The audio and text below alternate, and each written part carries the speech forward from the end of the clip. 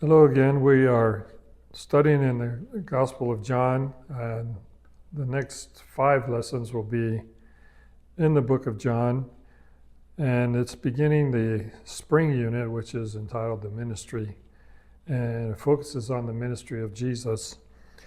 Today's lesson is about the first miracle that Jesus performed. It's found in John chapter 2, verses 1 through 11. And I don't know if you've ever wondered about this first miracle being at a wedding. For some, it may seem unimportant or just coincidental, but I don't believe Jesus ever did anything by accident, and I don't think it was just somehow a non-spiritual event that Jesus just happened to rescue. And I actually have 3 reasons why I think this first miracle was important, just like it happened at a wedding. And the first one is that it highlights the value that Jesus placed on the family and the high regard for marriage. Even though Jesus doesn't specifically address either one of those, it does point to the fact that the very first thing that Jesus is going to perform a miracle is involving the family and a marriage. It also reminds us that human relationships don't overrule the priority of God's purposes and plans for our life. Mary didn't somehow overrule God's plan or purposes just because she was his mother. The final thing that why this is important is because whenever Jesus touches anything or anyone, the outcome is always better, even beyond what we think or imagine. So we'll begin our lesson with the first 2 verses. It says, on the 3rd day, a wedding took place at Cana in Galilee. Jesus' mother was there, and Jesus and his disciples had also been invited to the wedding. And immediately we're confronted with the idea of a day, the 3rd day. And if you follow the testimony of John throughout his book, he always wanted to make sure that we understood that he was an eyewitness. In fact, John, in chapter 21, verse 24, let me just read that really quickly. He says, "This is the disciple who testifies to these things and who wrote them down. We know that his testimony is true." So we know that when he gives dates, it's a way to authenticate that he actually was there, and it gives some historical reference. This 3rd day also compares with the 3rd day of creation, which was when fruit-bearing trees were created. The wedding was actually on the 7th day, and so was the first marriage of the first family, Adam and Eve. New life began, and now with Jesus it can begin again. His water was turned into wine. The 3rd reason why this might be important, the 3rd day, is that it may refer to the death, burial, and resurrection of Jesus. And we see numbers throughout the Gospels and the New Testament that are reminders of other things that happen in Jesus' life. As we already indicated in these verses, Jesus and his disciples and his mother were invited to the wedding, which was in Cana. Now, Cana was in Galilee, about 4 to 8 miles from Nazareth. It was a small town of about 200 people, and this is also the birthplace, the home of Nathanael, also called Bartholomew. And so perhaps he was related to the bridegroom, the bride, or even a close friend.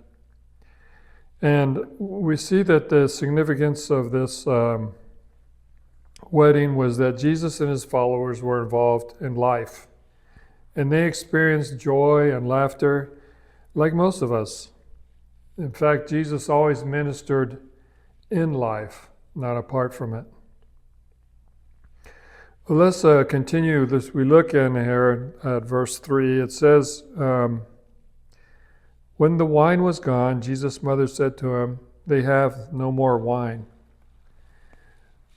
Now, we could easily get confused or perhaps distracted in thinking this is just an unnecessary or even unimportant event, but hospitality in the East was a must.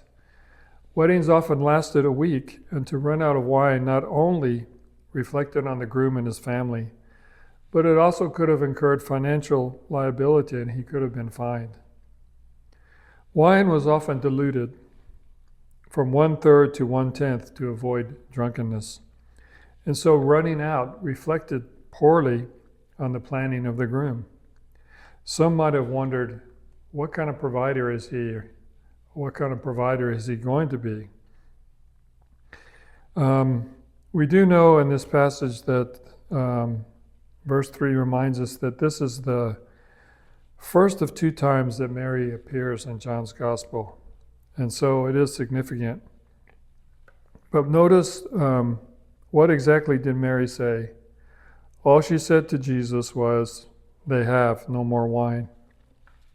She doesn't make any suggestions. She doesn't make a request. She just reports a problem. Well, what was Jesus' response? Let's look at verse 4. The scriptures tell us that he said, "Dear woman, why do you involve me?" Jesus replied, "My time has not yet come." Some of your versions don't have the adjective dear. Most of them just have the word woman. And when you hear that from a Western kind of perspective, it seems kind of harsh. It seems like he's treating his mom with disrespect. But scholars tell us that this was actually a polite way to speak. In fact, Jesus never again addresses Mary or his mother as Mary, but he always refers to in some other way. And it'd be really easy for us to get sidetracked on this point of whether Jesus was polite or not, and really miss the importance of what was Jesus' response. Jesus said in verse 4, "My time has not come."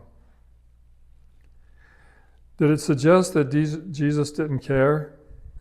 Who knows? Jesus might have responded without Mary, but here he seems to suggest that Mary had involved him in something that was on the periphery, a side issue, but not of major importance. Do we think by saying that Jesus doesn't care? Actually, he cares about every detail of our life, but in their proper relationship and under the umbrella of his purpose and his will. Jesus wanted Mary to know, and he wanted anybody that was in earshot of what he was saying, that nothing was going to deter him, to divert him, to sidetrack him from the purpose that he came to save the world. And so he says to her, "My time has not yet come."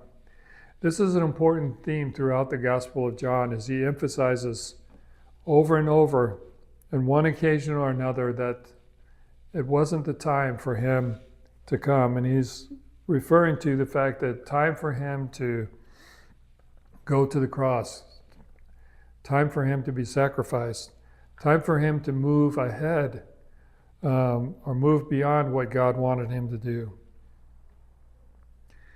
You know, an interesting way to understand what is being said here is that Jesus might have wanted to do something for Mary as her son, but now the relationship is changing, and he's committed to do only what the Father wants. And so that's why he easily could have said, "Dear woman, why do you involve me? I need to find out, what does God want in this situation?" And obviously God wanted him to intervene. Let's look at verse 5, and it says, "His mother said to the servants, 'Do whatever he tells you.'" Mary revealed her faith and her trust in Jesus' wisdom, that Jesus would respond as God wanted. And she demonstrated that with the servants, when she tells the servants, do whatever he says. How relevant are those words today, fellow believer? How do we respond when we're told, do whatever he says? Would we have to offer explanations, or would we have to pause and seek qualifiers in order to do what Jesus wants? In Luke chapter 9, verse 59, he said to another man, follow me. But this man replied, Lord, let me go bury my father. And again in verse 61 of that same chapter, still another said, I will follow you, Lord, but first let me go back and say goodbye to my family. Do we have offerings like that? Do we have explanations, well, we need to do this or that? But Mary was so clear. She told the servants, do whatever he says to do. That word that's translated do is a verb, but it's also a command. And it's written from the point of view that this is something that was already done. No questions, no hesitations. Our Sunday school writer has written that obedience is letting Jesus be in charge. Quite an application for each of us, isn't it? Obedience is letting Jesus be in charge. So as Mary said, do whatever he says. Are we obedient? Are we ready to let him to be in charge no matter what he's calling us to do? Well, based on what Mary had told the servants, let's see what happens. And so in verse 6 and 7, it says, nearby stood 6 stone water jars, the kind used by the Jews for ceremonial washing, each holding from 20 to 30 gallons. Jesus said to the servants, fill the jars with water. So they filled them to the brim. I don't know about you, but as I reflect on this statement that what did Jesus tell them to do? Fill some stone jars with water. Have you ever had the thought that something you're doing or not doing is just not important or not necessary? We're going to come back to that point in a minute, but let's focus first of all on these jars. What were they there for? And why did Jesus want to use them? The Jews were accustomed to having quite a bit of ceremony involved with washing. Washing their hands, washing utensils, washing dishes. And this wasn't done just one time, but many times through the meal. In fact, when you had different courses of the meal, you would stop and wash your hands and wash dishes. But the writer of our Sunday school commentary makes the point that the spiritual significance of the jars is clear. Humanity needs cleansing. But water is unable to clean the stains of sin, he writes. And so in some ways, these jars represent the old covenant, the old way of doing things. And when the jars, because the jars are empty, it reminds us that we can't become clean through there by ceremonial and ritual washing, but only through the transformational touch that only Jesus can bring. Let's get back to that question of what Jesus called them to do. Filling jars with water. Has God ever asked you to do something that just seems so ordinary, so unremarkable, and you might have even said, where's the glory in that, Lord? But we're reminded in 1 Corinthians chapter 10, verse 31, so whether you eat or drink, or whatever you do, do it all for the glory of God. And notice how these servants responded. They didn't question, they didn't seek clarification. They did exactly what Mary told them to do and exactly what Jesus said. They filled the jars, but they went a little bit further. The scripture says they filled the jars to the brim. In other words, they didn't just put water into the jars, but they did more than what Jesus asked. They brought the water to the top, to the very brim. The scholars estimate that the volume of these water in these jars was about 120 to 180 gallons. Now you may think, well, why does it matter if they filled it to the brim or not? And we may think it's insignificant, but John MacArthur writes, it shows that nothing could be added before the miraculous transformation. It eliminates a human explanation to make water taste like wine. In fact, this was one water that tastes like wine. This was wine. And John reveals that each jar could hold from 20 to 30 gallons. And it's interesting, the King James uses a word that we probably have never even heard of before. It's called firkins. And that's related to a Roman measurement that amounted to about 9 gallons. Now, an average household would have at least one stone jar, according to Leon Morris. And so an event like a wedding or some other special event would require borrowing from neighbors and friends to have enough for the week. But we're reminded that in order for those jars to be filled, they had to begin to be empty. And perhaps that's a sign that the host had underestimated the needs of the guests and the bridal party. We're not really told. But there's another factor that enters in here in verse 6, and that is the number 6. And in numerology, it's not perfect, but there's always some idea when you see the number 6 of imperfection, of uncompletion. And it's a reminder that when we attempt to do something, it's always going to come up short when we try to meet our needs or the needs of others. Well, let's continue reading, we're going to look at the last part of this passage in verses 8 through 11. And then he told them, now draw some out and take it to the master of the banquet. They did so, and the master of the banquet tasted the water that had been turned into wine.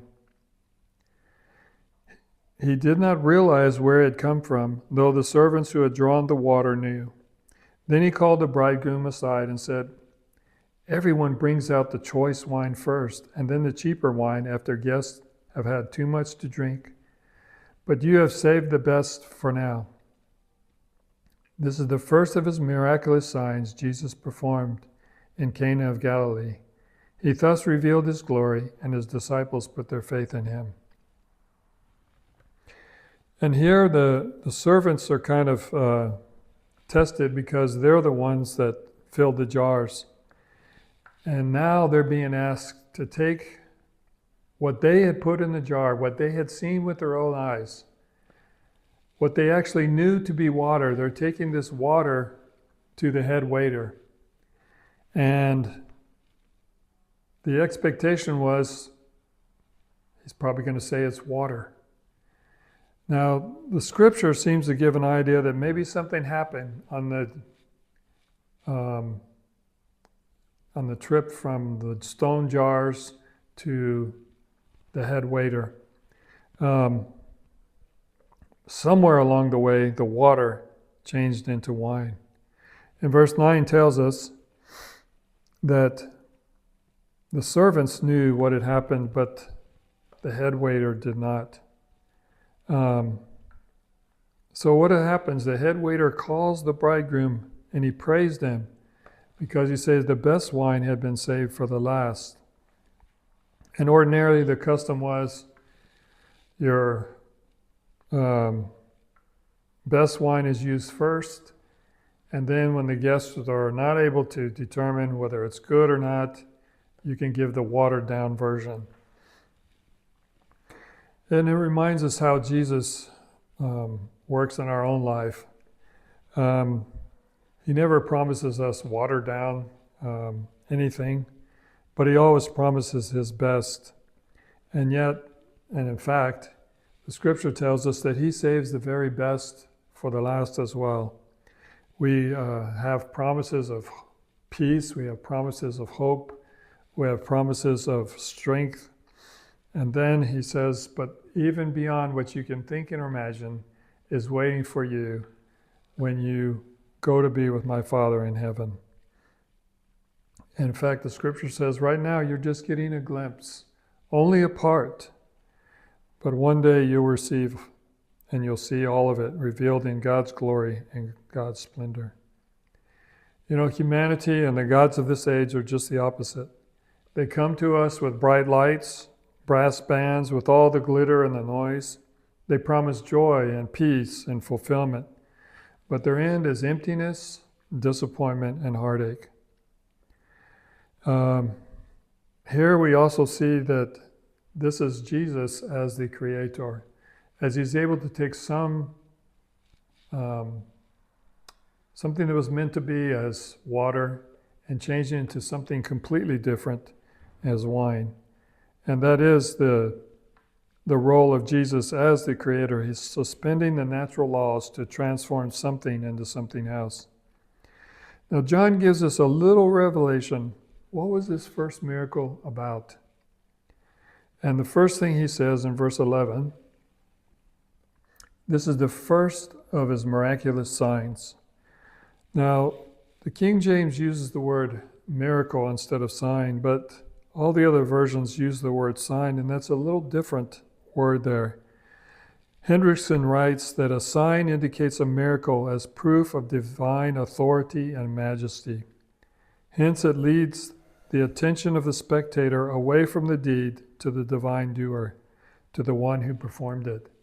In other words, this miracle was intended from the very beginning not to focus on the water, not to focus on the lack or the need in the wedding party, but to bring into focus, hey, this is Jesus, this is God's Son, this is the Almighty. And so his purpose was exactly what the miracle was intended. And he goes on to say in verse 11, he thus revealed his glory, and his disciples put their faith in him. What was this all about? Why was this miracle important? Because it was the beginning of Jesus' ministry. And it was something that kind of solidified the disciples in following Jesus and understanding, hey, this is not an ordinary man. He is beyond what we knew with John the Baptist. And if we actually read the next verse, which isn't part of our lesson, it says, after this he went down to Capernaum with his mother and brothers and disciples. There they stayed for a few days. We can see from reading that this miracle really didn't touch very many people at all, except his disciples. He didn't gain any new followers, and partially because this miracle scope was just limited. It was just limited on the small group that were able to observe this miraculous transformation. And it reminds us that miracles by themselves usually don't produce believers. It's only that in the context of that miracle where people are able to see themselves and to see who Jesus really is.